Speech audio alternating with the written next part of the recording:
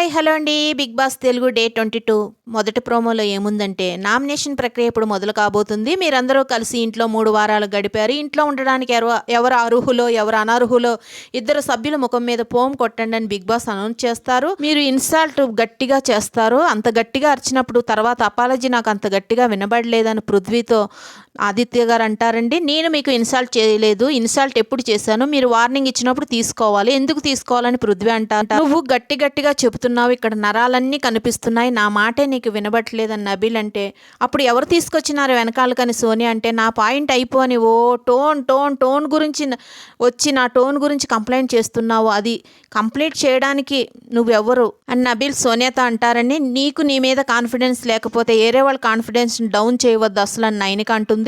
First 3 days కనిపించిన సోనియా తర్వాత కనిపించలేదని ఆదిత్య గారు అంటారు. నరాలు ఎలాగైనా మాట్లాడతాను, నా నరాలు బయటకు వచ్చినా సరే నేను మాట్లాడతానని పృథ్వీ